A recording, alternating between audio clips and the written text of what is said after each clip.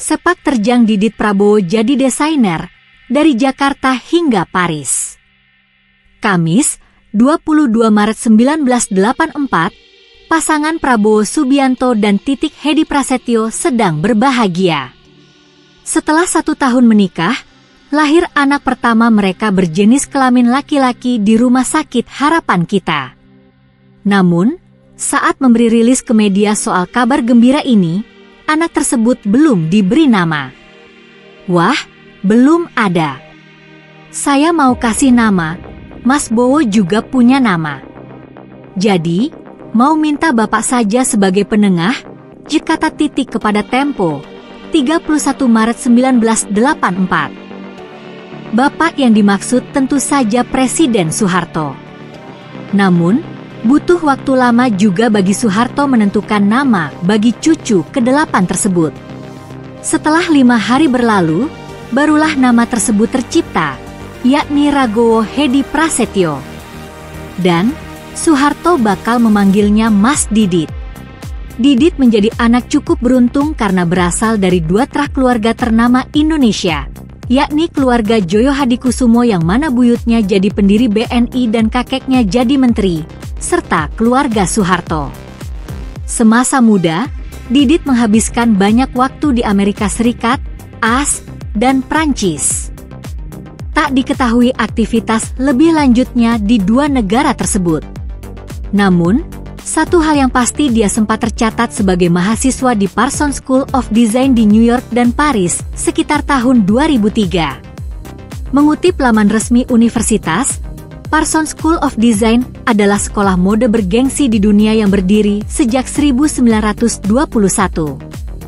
Pada titik ini, Didit mengambil jalan hidup berbeda dengan saudara-saudaranya. Alih-alih berpolitik atau berkecimpung di dunia bisnis, dia mantap menjadi desainer atau perancang. Kedua orang tua pun tidak mempermasalahkan keputusannya. Selama berkuliah, Didit lewat situs resmi pribadinya menjelaskan sempat meraih penghargaan Silver Thimble sebelum dinyatakan lulus dan meraih gelar sarjana seni rupa peminatan rancangan busana pada 2007. Barulah setelah lulus, Didit pulang kampung ke Jakarta. Dalam wawancara kepada Kutur by Designara, April 2012, cucu Soeharto ini bercerita tujuan dia ke Jakarta adalah untuk menyusun portofolio. Saya pindah kembali ke Jakarta dengan rencana tinggal selama 3 bulan khusus untuk mengerjakan portofolio supaya bisa mendapat pekerjaan pertama, katanya.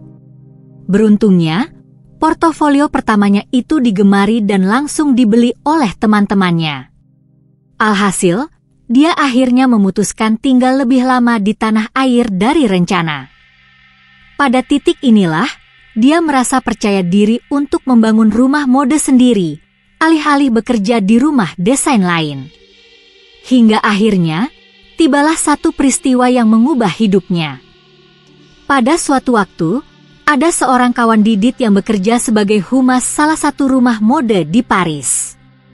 Dia ingin memperkenalkan anak Prabowo itu ke perusahaan fashion, Elie Saab. Namun, itu urung dilakukan karena Didit rupanya punya banyak portofolio bagus. Temannya bilang lebih baik Didit tampil di Paris Couture Week 2010 ketimbang ikut rumah mode.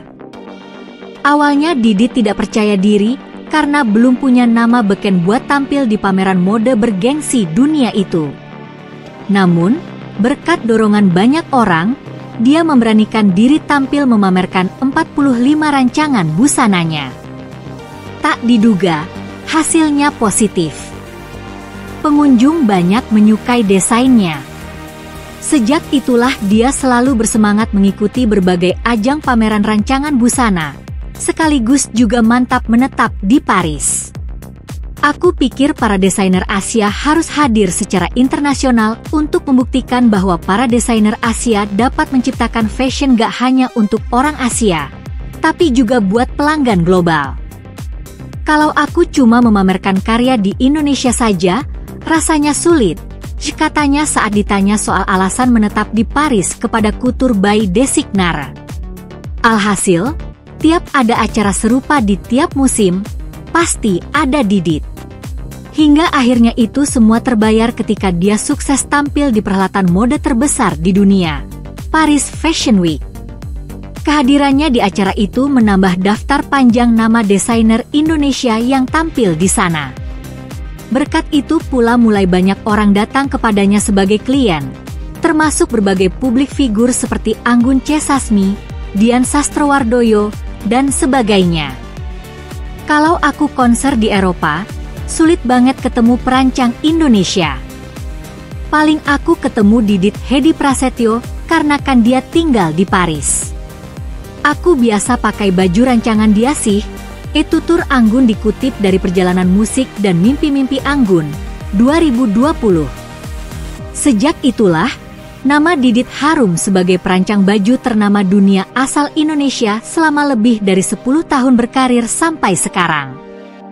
Hanya saja, kesibukan Didit kini bertambah usai sang ayah, Prabowo Subianto, menjadi pejabat negara dan calon presiden. Didit kerap kali disorot kamera saat menemani Prabowo dalam kunjungan ke berbagai daerah.